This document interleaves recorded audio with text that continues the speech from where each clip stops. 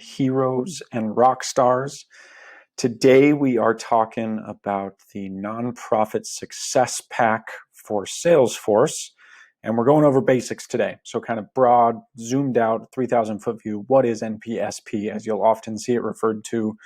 What are some of its parts, and why do they matter for you as a nonprofit user? So for many of us, especially to get our 10 free licenses, Nonprofit Success Pack comes installed by default, or we go into the App Exchange and we install it. And what the Nonprofit Success Pack is it's a package of lots of different pieces of Salesforce that are managed by the organization Power of Us. So they make updates on their side, and you automatically get those updates installed on your side. It's a really great way to set this up so that you're not having to deal with manually doing updates on stuff that changes pretty often, as far as like basic changes anyway. So the first thing I always like to point out to clients is that there's a great website for Nonprofit Success Pack documentation, and every app that Power of Us puts out has this. So Program Management Module has one, Volunteers for Salesforce has one. Every one of these apps has one of these documentation pages, and they're fantastic, and they're often kind of overlooked. And so here we are on the page for Nonprofit Success Pack, right? And it gives you frequently asked questions. It gives you a rough overview of workflows, all the different fields that are involved in the data dictionary, how to import your data, how to configure it, and then how to manage all of the different pieces of Nonprofit Success Pack. And that's all really valuable because you're going to be doing a lot of work in here. And some of these are really great, just as far as like their workflow document shows you what happens when you create a contact and how that interacts with household accounts, which is something that every time you create a new person, you're going to want to have this in the back of your mind so you don't have to wonder what's going to happen in your org. Today, though, we're going to focus on, like I said, really zoomed out, and we're going to look at what's called the entity relationship diagram. And that's this guy right here. So this shows us what Nonprofit Success Pack puts on top of your existing Salesforce install. So here you've got everything in blue. As we see over here in this legend on the right-hand side, everything in blue is a standard object. So anybody who uses Salesforce gets these objects: leads, campaign members, contacts, campaigns, opportunities, accounts, tasks. All of those come default for every Salesforce user. And then NPSP installs two additional different types of things. Well, three different types. They've got people, relationship, and program pieces. These are the red ones. And then they've also got fundraising in the yellow. Then they lastly do have some utility items, although you'll use those less often, most likely. Things like the data import and batch import. They exist, they're in there, but generally you don't use them often. So today we're just going to go through a quick run through of all the red and yellow ones with just a really brief conversation about what each of them is so that you've got your head wrapped around this, and that you can start to understand these entity relationship diagrams in the future.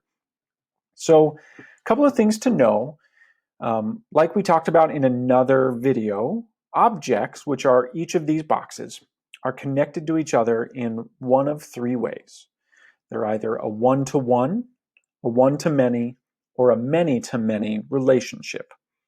And if you watch that video, you know that many-to-many relationships are kind of hard for most databases to figure out. And so they create like an intermediary object that allows you to create that. And we'll talk about that in just a second. So up here we see in the legend as well, any red lines are master detail relationships, and any blue lines are just standard lookup relationships. So we can see kind of like what's really connected and dependent on the other pieces. So as we start, we're always going to start with our people, right? Because people are the center of what we do as nonprofits.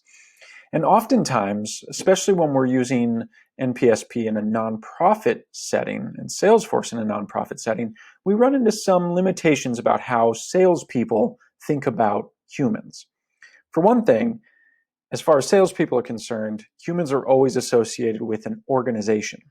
And for us, that might not be true. Our donors oftentimes aren't stuck in an organization, or we don't care about the organization so much as we care about their household. And so while accounts are a standard object for Salesforce, households are an add-on that NPSP brings in and allows contacts to have a different kind of account. So even though it's not red, that's an important piece of what connects contacts into the rest of Salesforce is household accounts. We also recognize that many contacts will have a household, and they'll also be connected to multiple organizations. Some of your donors might work for a community foundation. They might sit on the board of another organization. Some of your PR people, they work for multiple news outlets. So when you send a news release, you want to have that up-to-date list. And that's also something that Salesforce in general isn't generally good at. They assume that one person works at one place. And so Nonprofit Success Pack has this button up here, this object up here called affiliation. And this is a way to create essentially a many-to-many relationship between contacts and accounts. And affiliation becomes that intermediary object, the junction object between account and contact. So one account can have many affiliations, and one contact can have many affiliations. But each affiliation is only going to have one contact and one account. And what that means is it's connecting those two, the contact and the organization accounts often, so that you can say this person's a board member over here, they're an employee over here, they're an influencer over here, and all of that can be seen at a glance on your contact records. Pretty cool stuff.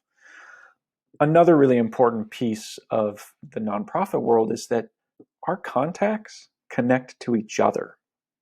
And the relationships that they build between each other are really important for us to keep track of so that we can segment our campaigns effectively and so that we know who to reach out to when we're making the big ask of our major donor.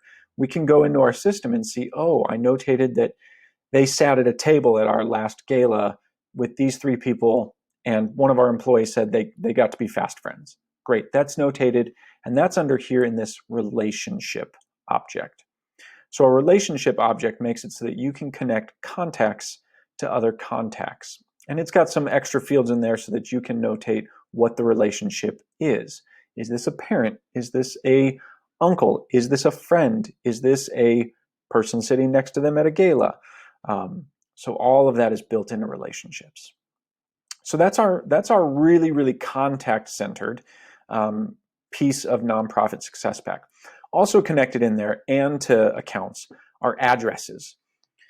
Some of your donors, some of your contacts, some of your people have summer homes. Some of them have winter homes. Some of them have mailing addresses that are different from their street addresses. And oftentimes, especially with households that have multiple people involved in them, we can occasionally get 3 or 4 different addresses for a given person or account. And so Nonprofit Success Pack adds a separate object for addresses that allows you to notate all the addresses that are connected to a person or an account so that you can make sure you're sending your messaging to the right address. Think especially acknowledgement letters at the end of the year when you have to send those tax receipts. Knowing which address to send it to is a big deal so that they can get it and not call you to bother you for it.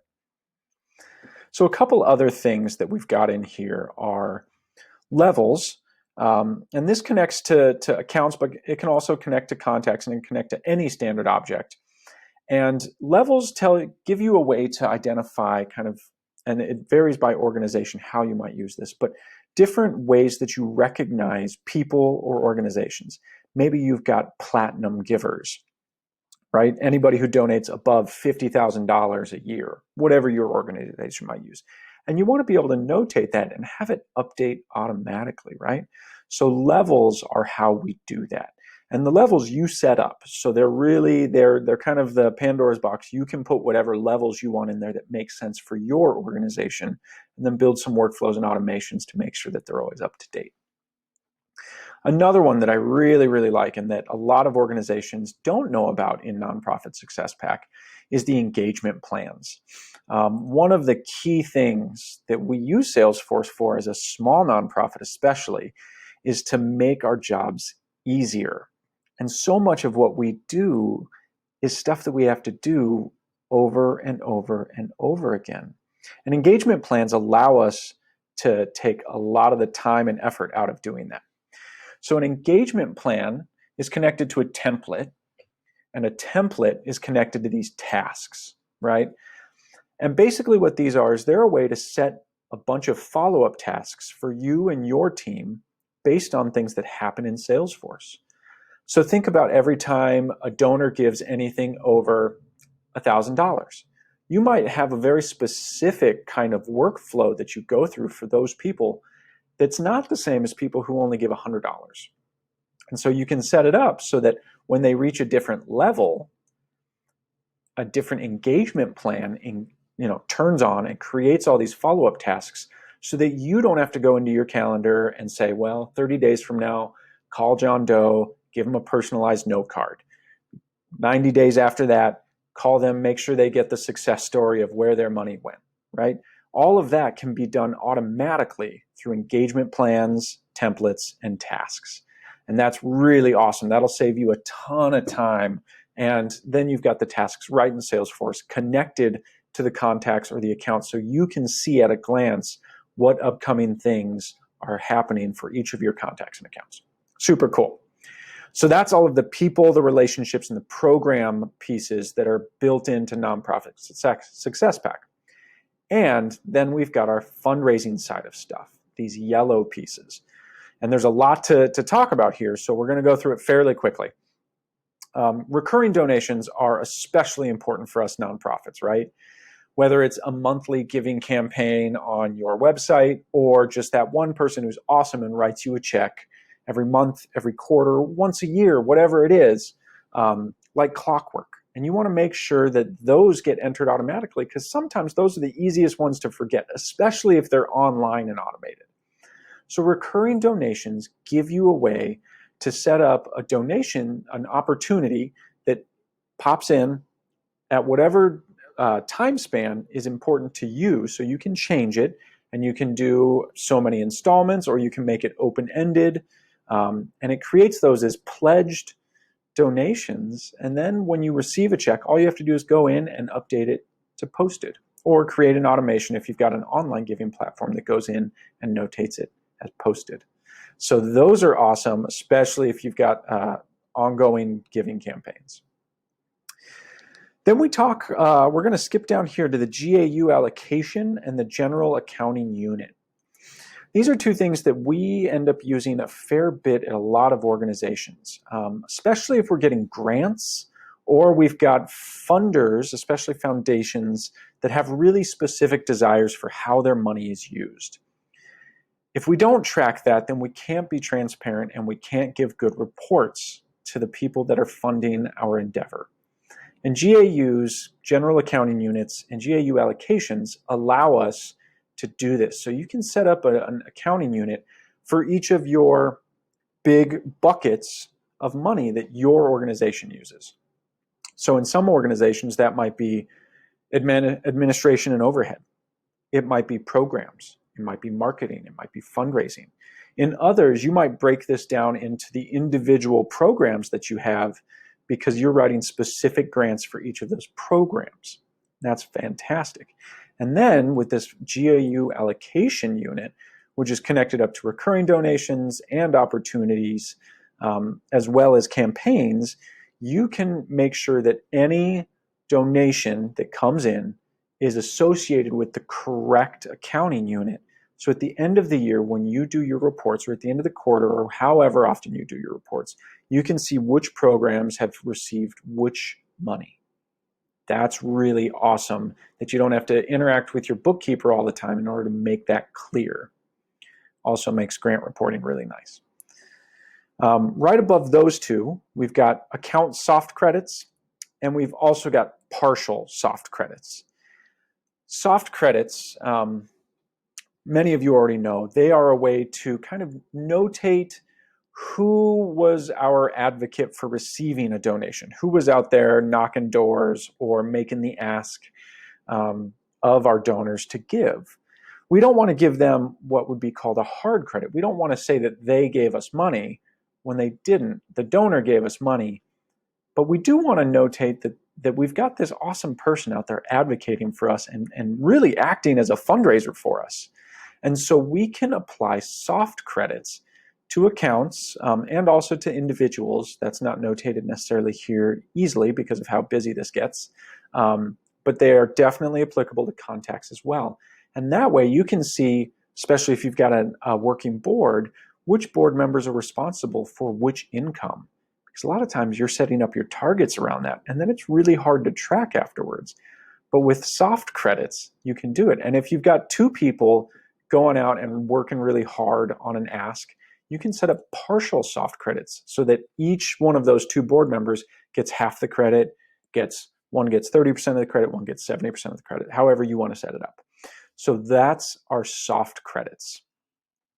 Underneath opportunities, we also have payment. And this, not all organizations actually use. Sometimes opportunities are good enough for you, but sometimes you've also got multiple payments coming through for a grant that comes in, or you've got sales, merchandise sales, and people can't pay all at once for the stuff that they're buying, or people need to make installments on a program fee. And so you can track all of that through payments. You can set up multiple payments. It's a one-to-many. So one opportunity can have many payments. And that way you can track which money is coming in when. Lastly, the thing we're going to cover today is deliverables, especially with our grants and our funders that have specific requirements for reports. We've got specific deliverables that we need to be accountable to based on the opportunities, the money that they're giving us. And so this object, which doesn't generally exist in the normal sales cycle of a corporation, but definitely exists for a lot of us nonprofits, is really important so that you can notate what the deliverables that you've promised are on any given opportunity and have a report in front of you that tells you, are they delivered? Are they not delivered? What stage are we in for those? So thanks for bearing with me. That was 17 long minutes of really in-depth Salesforce talk. But I think it's really important because so many of us are using this NPSP Nonprofit Success Pack. And it's really nice to know what the different objects that come with that are and how they apply to us as nonprofits. So that's all I've got for you today. Go out there, keep creating a greater impact in the world, and I look forward to talking to you again next time.